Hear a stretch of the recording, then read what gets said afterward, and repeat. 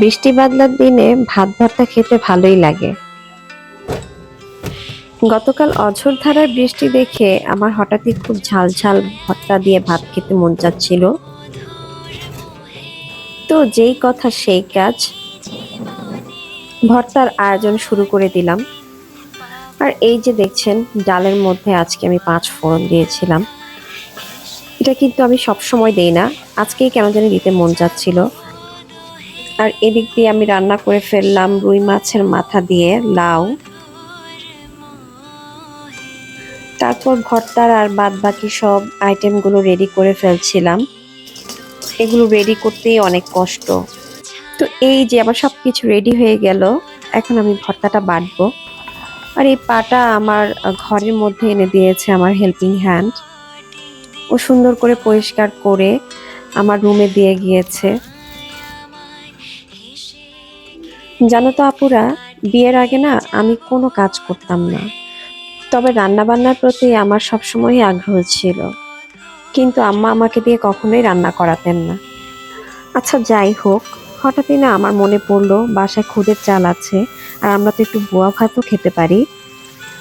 তো তাড়াহুড়া করেই আমি বোয়া ভাতটা বসিয়ে দিলাম, সব কিছু একসাথে মেখে। আর আমরা যারা আসলে ভিডিও বানাই, এডিটিং করি, ভিডিও ক্যাপচার করি, তাদের আসলে অনেক হ্যাসেল হয় রান্না করতে। কারণ হচ্ছে রান্নার ভিডিওগুলো বানানো, রান্না করা, একসাথে সব কিছু করা আসলে খুব ডিফিকাল্ট বিষয়। আর এগুলো করতে করতে না রান্নার অনেক দেরি হয়ে যায়। তো আমারও ঠিক তাই হয়েছিল গতকালকে।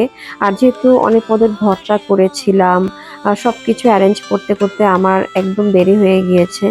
তো যাই হোক, তাড়াতাড়ি করে রান্না টান্না সেরে আমি একটু ফ্রেশ হয়ে খেতে বসে গেলাম। কিন্তু সবচেয়ে দুঃখের বিষয় যে কালকে বাসার সবাই মিলে খেতে পারিনি। কারণ আমার বড় মেয়েটা কোচিংয়ে ছিল, আর আমার হাজবেন্ড বাইরে ছিল। তো সেই জন্য আসলে আমরা অত মজা করে খেতে পারিনি। আমি আর আমার ছোট মেয়েই খেতে হলো। আহ, ও আমার সবকিছুরই পার্টনার বলা যায়, কারণ বাসায় ও আর আমি থাকি বেশিরভাগ সময়। আর এই যে আমার ভর্তা বানানোর যেই ভিডিওটা ক্যাপচার করা হয়েছে, মোবাইলটা কিন্তু আমার ছোট মেয়েই সেট আপ করে দিয়েছে। তো ও আসলে আমার অনেক কিছুতেই হেল্প করে। তো যাই হোক, বোয়া ভাত দিয়ে ভর্তা খেতে খুব ভালোই লাগছিল, ঝাল ঝাল করে।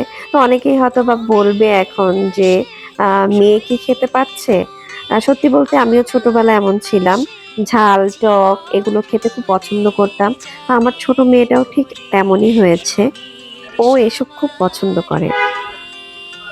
আর খাওয়া শেষে আমরা মা মেয়ে দুজন একটু রেস্ট নিতে গেলাম। ও একদমই ঘুমোতে চায় না দুপুরে, কিন্তু আমার তো ছোটবেলা থেকে অভ্যেস। তো এই ছিল আজকের ব্লগ। টাটা।